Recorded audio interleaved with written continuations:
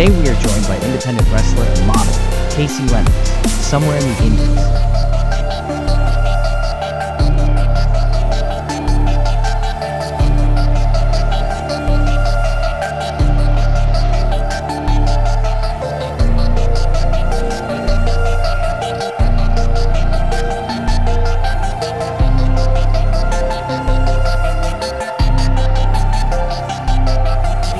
Welcome to another episode of Somewhere in the Indies. We have with us Kaci Lennox, who is an independent wrestler. Hi, please say hello, guys, to Kaci. She is a two-time women's champion in Ignite and Real Pro Wrestling and intergender tag team champion for Orlando Pro Wrestling. Amongst many other things, which we will get to. I just watched another match of yours this afternoon, but yeah, so I know, Andrew, his burning question for you is about your heel work. We will get there, but we like to start every interview sort of the same, Kaci, with the obvious question. What got you into wrestling? Did you have an interest in it? Do you have favorite wrestlers? Hit us with all of that if you Okay, so I started watching wrestling in 2002, so I was 10 years old. It was literally my very first show, my brother's first show. We sat in the nosebleed section at the Baltimore Arena. This was back in the day when they were still having like bikini contests and lingerie contests. Sure.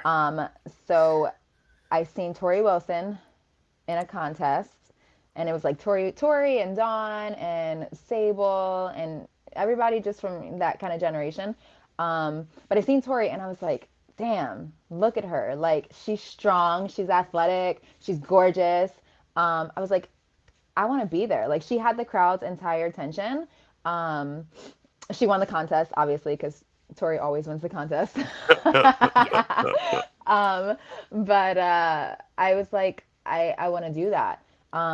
And all these years later, now I do it. Minus the bikini contest, but like I wrestle. Yeah. But I do love that, like, out of a time when they were doing questionable things with female wrestlers opposed to just letting them wrestle and show that they can wrestle. I love that you still got some inspiration out of that. That's awesome. I did. She was, I mean, like I still love Tori to this day. Like she can do no wrong. Yeah. She's still strong. She could still like I feel like if you put Tori in this generation's like athletes and wrestlers, like I still think she can like go. Yeah. Like I don't think she would have a problem with going like one-on-one with anybody that's wrestling right now. So I'm a die-hard Tori fan. Cool. Awesome. That's awesome. Yeah, she's why I wrestle.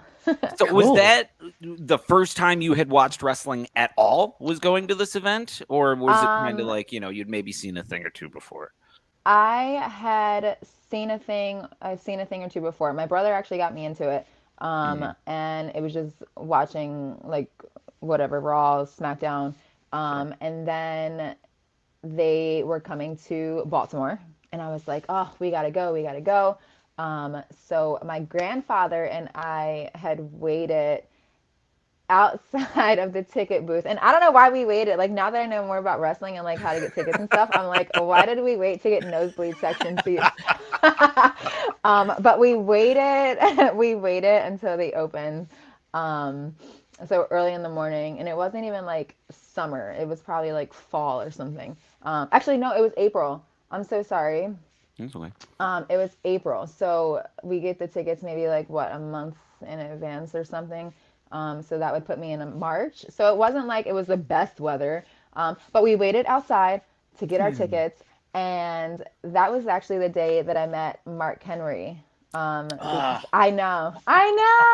Cool. So I jealous. love Mark. And I was so small back then, and like my hands weren't grown to like the size they are now. They weren't like full size human hands. They were little kid hands. And and he shook my hand, and like you couldn't see my hand. So like that's a big moment for me. And like getting to work, I guess, backstage with Mark at AEW, that was kind of cool. Like for me, it was a full circle moment. Like meeting him as a child, and then like being able to like be backstage and like working with him. It was kind of cool. So yeah. What did you work on with him specifically? Because we know you did some dark matches over at AEW. Yeah, yes? so he's just like he works backstage at AEW. I'm not even sure what his entire job title is. And I think but- his contract ended yesterday, and he's Yeah. Oh, out of there. No, He's parted he's ways. Yeah. On to Oh, better I'm things. sorry, I didn't mean to put that. I'm sure Yeah. he's on to better things. Sure. Tell us a little bit more about your experience with AEW. AEW is great. I know so many people that work there. Mhm. Like male, female, every refs, everything. It's like a very chill atmosphere.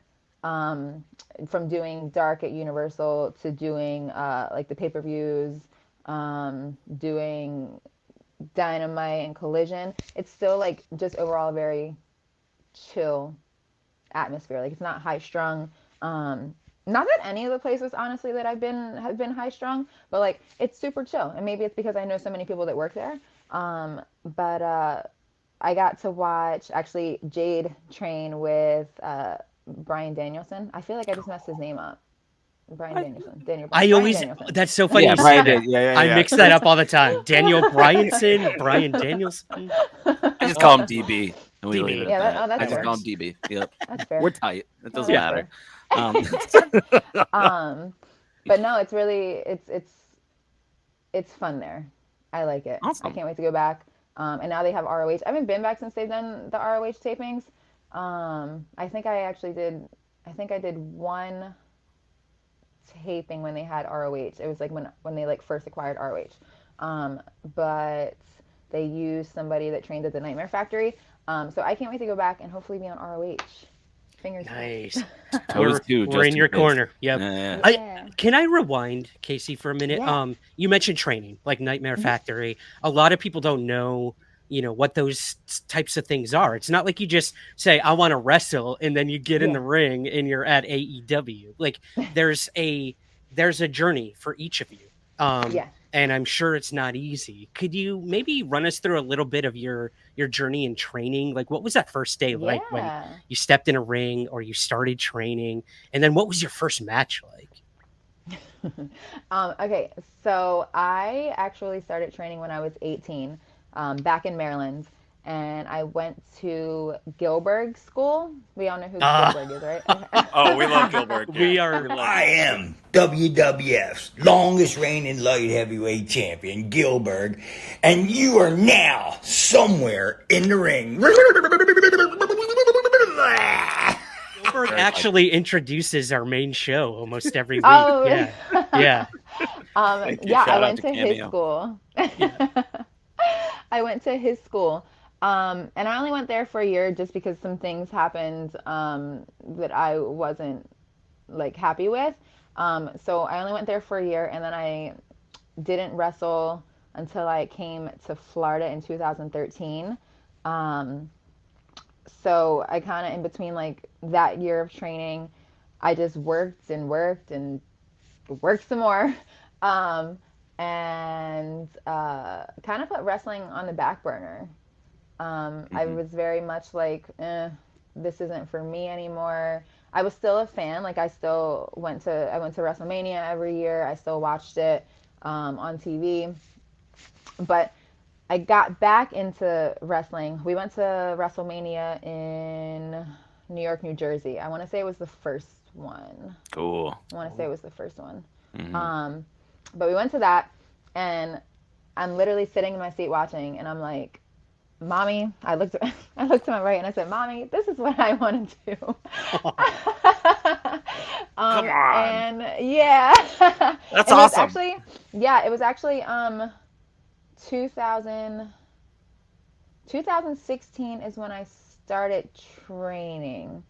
So I'm so bad on the timeline because I feel like I've been wrestling forever. So that was like almost like an eight-year gap or like 7-year gap. Yeah. Wow. Okay. Like I mean, I don't really, whatever. I did like egg donations and everything in between. Sure. Like this whole span of like not wrestling. So I was like, no, I'm done. Like I'll just be a fan, whatever. But yeah, going to that WrestleMania, I was like, Mommy, this is what I want to do. And like, I'm really literally smiling because I can like think back on the moment and like literally like visualize exactly how it happened. And yeah, I've just been doing it ever since. So I love it. I love hearing like Andrew. We had our first guest who like sort of had that same moment of like it just hit him all of a yeah. sudden. Like this is what I want to do, and oftentimes it takes the inspiration of those before you to really, I guess, propel you forward to Yeah. go through the grueling nature of training and go from promotion to promotion Yeah. to try to make a name for yourself and everything. And No, it definitely is grueling. yeah. And I've been through several schools down here. I trained at a school when I first came down, and then I left that school and I went to train with Ace Steele. That was when COVID was happening, and he had gotten released, and he went to a place called Pro Wrestling 2.0. He was like a guest trainer. So I would go to his classes on those days, and then eventually he got signed by AEW, and he stopped training there. So I went to Devon's, and here we are. I've been at Devon's for years now. So yeah, training is definitely gruesome, or it's gruesome. It's hard. It's a lot of work. It's a lot of pushing yourself to like go outside of your box and do things that you don't think you can do, but the reward is nice. Yeah. And like what? So with that big of a gap, when you started training again, obviously it's hard, of course. But was there anything a little bit harder about it, or did you feel like, oh, this is like getting back on a bike or like doing something that I already felt comfortable with? You know what I mean? I feel like it was like getting back on a bike. Cool. Yeah. So I didn't do Tough Enough. I had a tryout after like Tough Enough, the whole like series thing or whatever happened. And that was my first time actually like back in a ring. Was at the Performance Center, so that kind of sucks. But that was my first time back in a ring. But like rolling and running the ropes and doing the shuffles and everything and anything in between that, it felt like back on a bike. Like I was literally ready to do it. So yeah, wrestling, I feel like it's just always been what I wanted to do. Yeah. And I should have never stopped. What's wrong with me? Live and you learn, man. We Yeah. just went to a taping of Raw not too long ago, and we had our moment of, oh my god, we want to do this for the rest of our lives. Yeah. Podcast about wrestling. We'll let you guys take care of the hard Please, part. nobody hurt me. Yeah, please. So what was your first, or do you remember your first match in front of a crowd? What was that like? Like, what was that more of the like, oh, this is always what I want to do? Or was that kind of equal parts? This is what I want to do, but also this is very hard. So my first match in front of, it was kind of a crowd. It was like a family friends crowd. It was at Gilberg's. It was at Gilberg's, and it was me and a lady named Candy, and then Jessica Carr, actually, the ref on WWE. Yeah, we started together. Yeah. So if I would have followed her path, maybe I would be signed. I'm just kidding. I'm just kidding. I love Jess. Yeah. She's awesome. She is. She's trailblazer for sure. So it was us three in a triple threat. And I was so nervous, even though we like went over the match like numerous times, like multiple days in the week before. I was so nervous, just because my family was there and like I didn't want to mess up. And again, it's my first match. Yeah. So nerve-wracking for sure. And I still get nervous. Like whenever I feel like if you don't get nervous, and this is what they say, if you don't get nervous, like, why are you still doing it? Or you shouldn't still be doing it. If you're not nervous, you don't care. Yeah. Exactly. I feel like if you you're don't care. nervous, that means you care. That's awesome. Something's on the line. Yeah, for sure. Exactly. I feel like it would almost be harder to wrestle in front of friends and family than like complete strangers, because there is so much more expectation you put on yourself, I would imagine. Right. Yeah. Right. I'm a middle child with to an older and a younger brother. Nobody can make fun of me better than family. Let's unpack that, Andrew. Yeah. We'll say that. Well, okay. So training, your first match. Let's get to, I guess, kind of, where do you go from there? I would imagine, a lot of indie wrestlers that we've spoken to or we've heard of, it's like you're going from one city to the next, one promotion to the next. I imagine it's like whiplash. Like you really never know who you're going to be working with, what the promoter or managers are like there. Am I going to get paid or am I not going to get paid? I And better like, always get paid. yes, Damn right. up Damn front, right. up Yes. front. And especially like, who am I working with that night and where am I on the card? All those questions must go through your head. But I feel like I'm speaking for you. What is that experience like in terms of like going from promotion to promotion? So I've been blessed to work at like some pretty decent promotions. And I typically try to reach out and see who I am working, because I like to at least watch like a match or two of theirs so I can see, what they do, how they work, what kind of story that we need to tell in our match. Because I love watching WWE for story time for matches. I watch a lot of Alexa Bliss for matches. Who else? I watch a lot of Alexa Bliss. It's a good example. Yeah. Yeah. No, she's just a great like storyteller, I feel. But it is nerve wracking, like not knowing who you're working, because you always want to have the best match possible, but you always also want to, for me at least, I want to make sure that the person that I'm working with, they're able to get in whatever moves they want to do, or like whatever things like they're known for. So sometimes it's not always moves that like I've taken, or like I've taken obviously from that person or anything like that. So that part's nerve wracking. That's why I try to like get their info before we have a match, so I can maybe like try it at training or something, so I can like, I don't know, so I can try to do what they do in their matches just beforehand. Like I don't like to go into it not knowing what a certain person does. Sure. Yeah. You want to make each So, other look yeah. good too. We do, Right. and that's Right. like, that's Yeah. the whole purpose.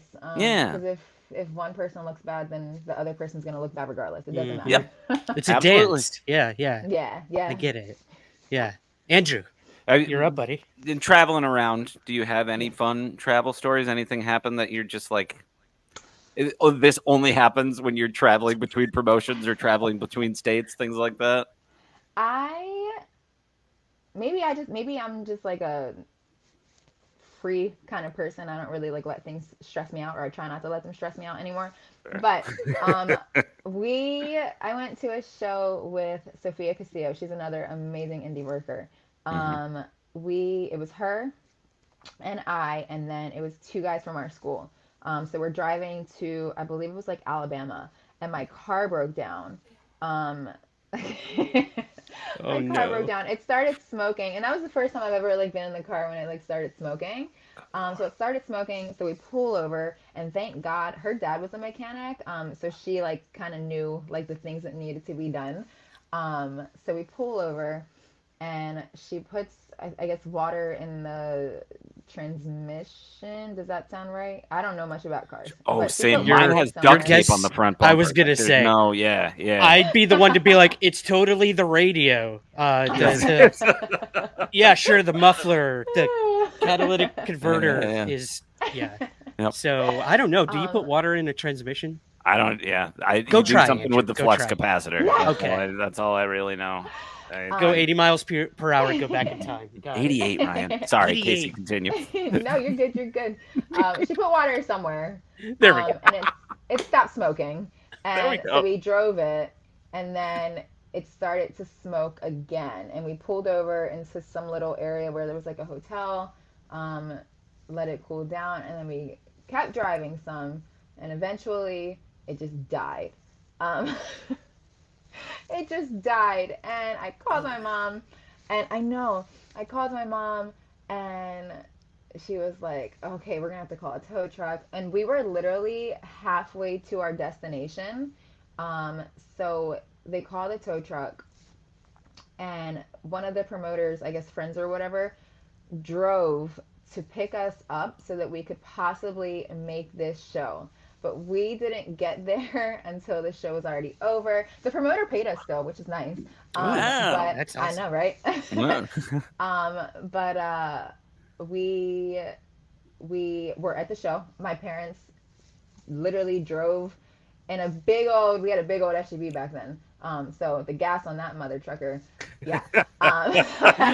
So so we drove, or they drove from Orlando to where the show was in Alabama. And then we had to drive back, and like my mom, she had been up early for work that morning, so like she had been up all day. But it was the two of them in the front, and then it was the four of us in the second row. And Sophie cannot stay awake ever, so she fell asleep on our laps. But yeah, that's kind of the story of.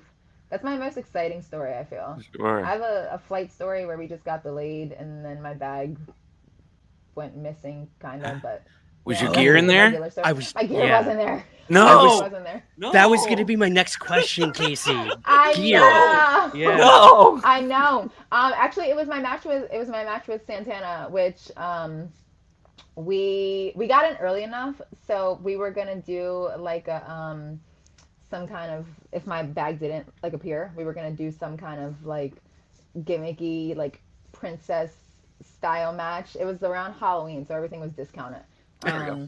So Genius. she was gonna be a Disney princess, and I was gonna be a princess, and then we were just gonna fight and see which princess was the best. So yeah, that was a fun time. I never want to lose my bag again, but Yeah, sure. yeah.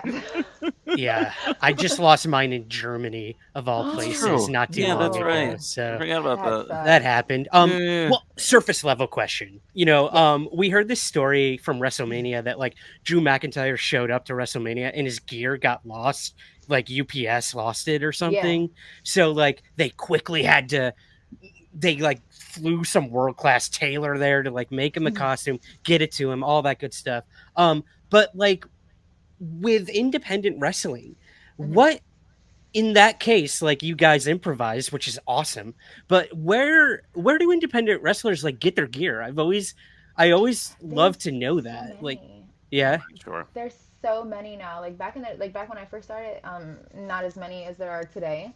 But I go to a lady named Connie. She made gear for Liv Morgan. So I guess a notable set would be not the set that she just had at the Saudi show, but the Britney Spears set that she had at the first one. Oh, sure. Yeah. So Connie made that. And then she also has made She's also made gear for Ruby. She's made gear for Naomi. So she's made gear for quite a lot of people. So she makes my gear now. She's actually making a set for next week, which I'm so excited. Sorry, I just love getting new gear.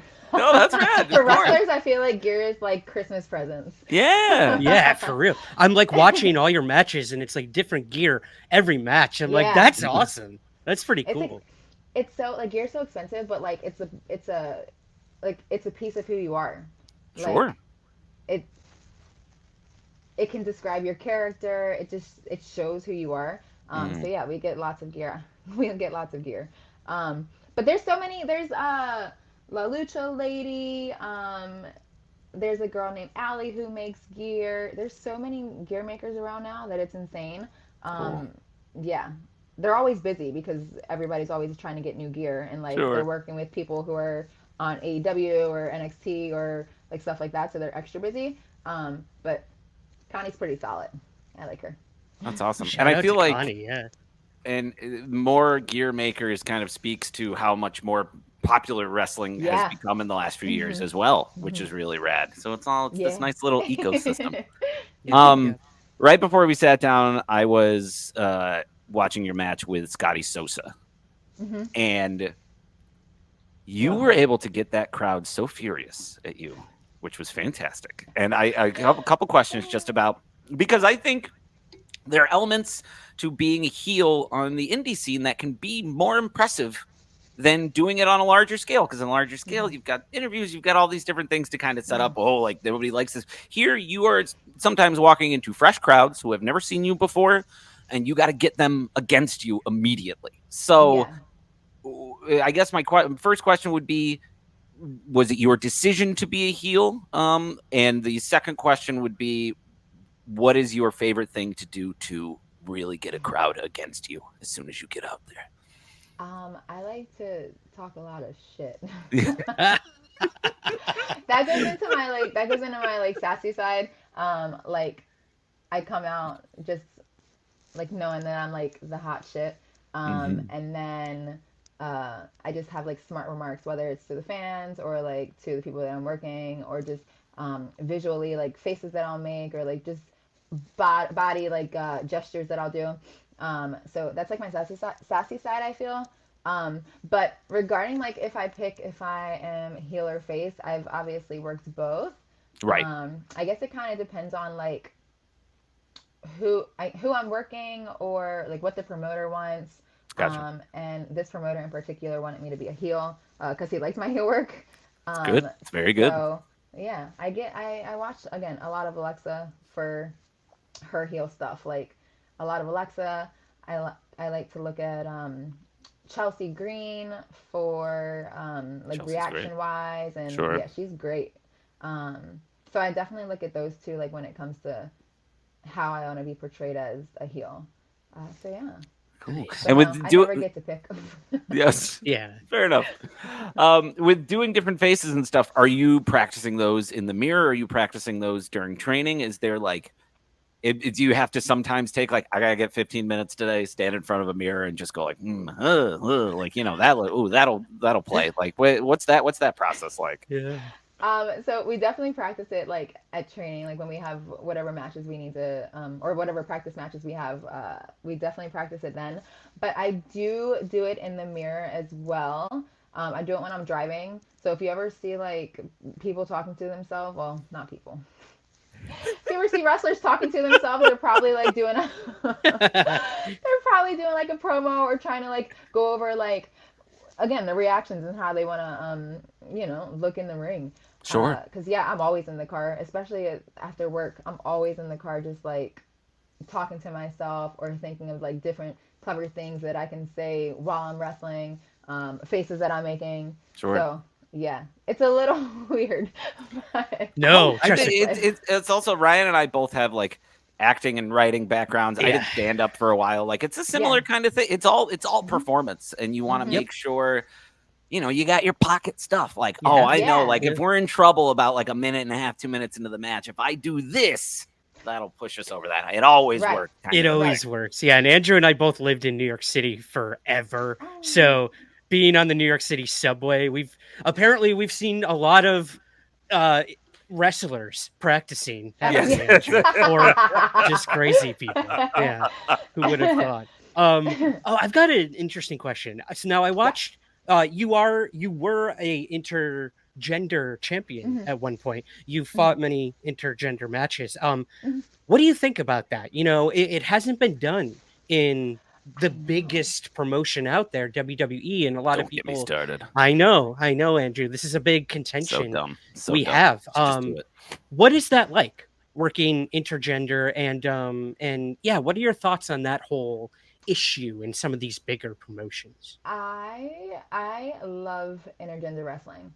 I am a bigger girl. I'm taller. I'm thicker than a lot of people that I'm able to work, or that I am scheduled to work. So when I get to work a guy, I get to do moves that like I don't get to do with those girls, and I know how to do a lot of moves. It's just that like when it comes to basing for such moves, like smaller girls either can't base, or they don't want to base, or whatever. So when I get to work guys, I get to do things that like I don't normally do in matches. So that is always fun. I would love to see intergender wrestling more in WWE and in AEW, and they had that mixed match challenge, but didn't the females had to only wrestle the females, right? Right. Yeah. Something like that, yeah. Or, I you wish know, they the would've- female would maybe get a slap in on the guy, but he was never Yeah. allowed to touch them, sort of thing. Yeah. Yeah, no, I would love for more companies to do intergender wrestling. I mean, they're doing it on the indies all over. Right. Yeah. And it's out there, and people it's clearly great. like it. And And it's we like get to do more. We get to do yes, so much more. it Like opens. outside of our regular skill set. Yes, yeah, and it opens up your roster too. All of a sudden, you have Yes. twice as many matchups you could do, twice as many Yes. storylines. Like it's all there.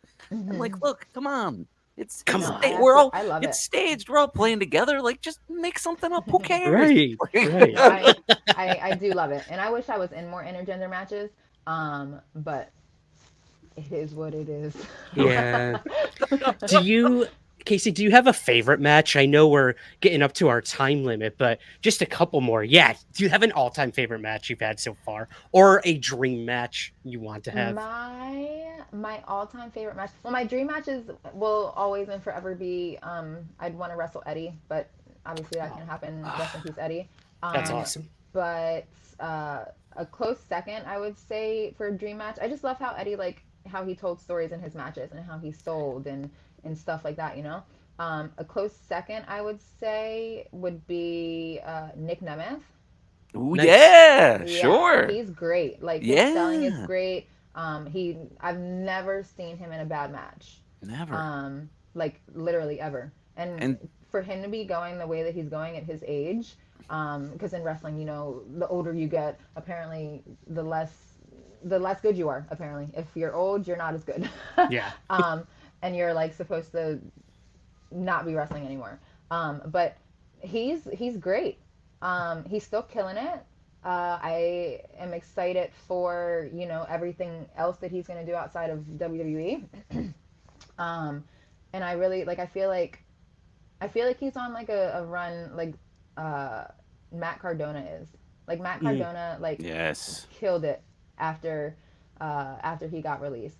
But I feel like both of them were very much like WWE is their home. Like that's where they were for years. So now that they have this opportunity to branch out, and it's not even that they went to like AEW or anything like that, or like got signs to AEW. They're working like New Japan and like Impact, and like not that Impact is smaller, but it is kind of, I mean, I guess it is kind of like a smaller show. They have great talent. yeah, But like some people don't think that it's on like the same level as like WWE or AEW, which I don't get. yeah, me Um, neither. but I Yeah. love Impact TNA. I keep Yeah. calling it Impact. I know. We still do. love I mean, we Yeah. look, and they It's just like had TNA loves it's them. like WWF and WWE. We're still calling it Yeah. WWF. Yeah, so, yeah. yeah. Yeah, and I Um, even last night they started to do more of the like impact on NXT, and they're started Oh to go, yeah. yeah, which Yep. is so funny because now I'm like, oh, So Mustafa Ali exciting. and Nick Nemeth might be working WWE people again. So Would've thought, exciting. Yeah. Love Jordan. Mhm. Yes. Oh my Have God. I've gotten so much advice, not even like directly from her, but just like things that she would post on Twitter, like regarding setting up things for promoters to make it easier, like to get your music or like your promo pictures or whatever. Like it was just like a Dropbox link, or something, from like to selling merch and having like your QR codes on your sales sheet, or your price sheet. Like it's little things that like she's done to help female wrestling and wrestlers in general. She deserves the world. Like she Yeah. deserves all of the success, and I'm so happy for her. The Royal Rumble, I don't think it was like a one off, but like for her to be back on in WWE and on NXT like right away so fast, it's exciting, and I'm really really Yeah. happy for her. Uh, yeah, she's definitely deserving of it. So I you also go, Jay. Yeah, No, Jay. I also love her sharing that stuff, like the business side of things too, because like Yeah, dag no, for nabbit, sure. it's hard. It's hard It is stuff, and hard. you can get lost out there, or maybe like, how many plethora of stories are there about wrestlers who all of a sudden didn't know what to do with their money, or didn't know how to market themselves, or it's Yep. scary stuff. So that's so awesome for her to take like a leadership role Yeah, no, that and she's way. always been like that. Ah, cool. She's definitely always been like that. Even just like going into the locker room at Impact, like she's very welcoming. to everybody. So she deserves it a lot. Oh, that's awesome. That's I awesome. like those So stories so happy. much Giving her more. flowers. I love It it. makes me so happy. Yeah. Awesome. Well, Casey, I know our time is limited. If you have a couple more minutes, we would Yeah, love. Oh, I got cool. Thank you. We you. appreciate that. I really do. Favorite match that people should check out of yours? I know there's a ton on So YouTube. much. I'm still going through your catalog. It's amazing. Yeah. My one of my favorite matches when I first started was against Kikyo. She's an independent wrestler. I believe she's based in California still. Okay. But it was at an ACW show. So under the WWN brand, it used to be ACW. That was one of my favorites from when I first started. But my favorite that I recently had was against Madison Rain on AEW Dark.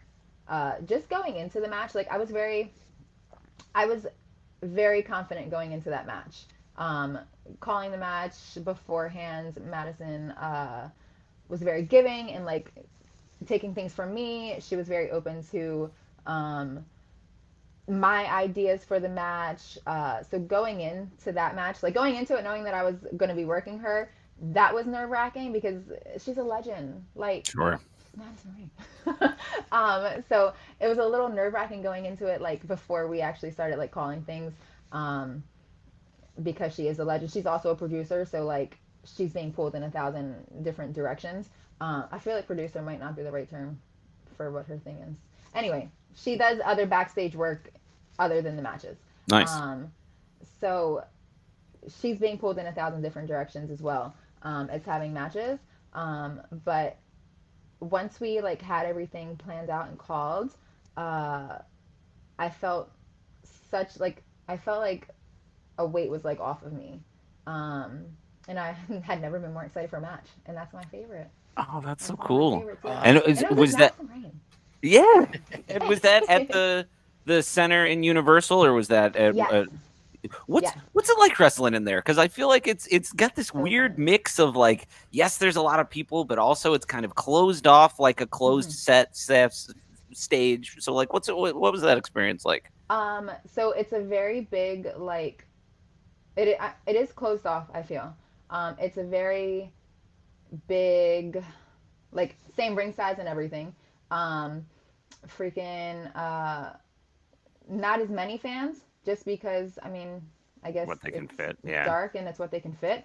But I personally I like it better like that sometimes. Sure. I mean like yes if they film dark after like a collision or a rampage, like they would have a bigger crowd.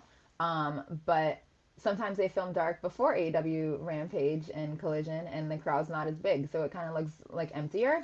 Right. So I've always been a big fan of like not so much like running a small building, but just running one that's not like huge. Because Sure. you don't feel it, then it just looks bad on camera, and then Sure. yeah. I feel like Yeah. it always looked good on camera because like all the seats were full, like all the seats were filled. Mhm. But yeah, I like it there. Yeah, My I agree. point. It just seemed bigger. I feel because like it was like all of Universal. Like we had Sure. a lot of we had just backstage wise we had like so much space, and then you go into where they have the taping and where they actually have it is literally just half of that building. So there's additional space. So that's maybe what made it feel big, but like the actual filming ring part is nice and cozy. Yeah, Nice. And I like that. Yeah, and All of an course you're getting, like, illusion. you're getting fans, but you're also getting like theme park guests that they give tickets to and stuff. Like Yeah. I feel like the crowds are probably like, yeah, like great, we're here to have fun today. Let's go Yep. watch some Why wrestling. not? Yep. Yeah. I love it. Well, for anyone who is inspired by the work of you, the work of other female wrestlers and male wrestlers, what advice would you give to someone sort of just starting out in the industry, trying to work their way up and kind of ready to quit? It's hard. It's like podcasting. Everyone Yeah. always Not like asks. podcasting. Disclaimer. It is not like podcasting. It's exactly the same, It is Andrew, not. on every single How dare you? level. How dare you? How dare you after everything she just told us? I know, right? What would you give advice to those who, are just getting a start in the industry? Um, it is a very hard sport. Um, very hard sport. I actually just had one of those moments where like I felt like I wanted to quit, um, and then I seen uh, Jade, Bianca, and Trinity, Naomi, whichever. They had that in ring spot, and I actually have the picture hanging above my light switch because like that's an inspiration to me. Yes. They came out, they did their thing, and I was like, damn, you know what? I'm not gonna give up. I'm gonna keep going. And sometimes like you have those moments of like I want to give up because you don't feel like you're in the place that you should be, or you're not like getting as many bookings, or people aren't talking about you enough, or whatever. And that's where you want to just kind of be like, I'm done. I'm out. Like maybe the time that I was in it, maybe that was enough. But seeing that, I was like, nah, let me keep going. So to the Yeah. people, to the people who are just starting out or they feel like they're giving up, just keep going.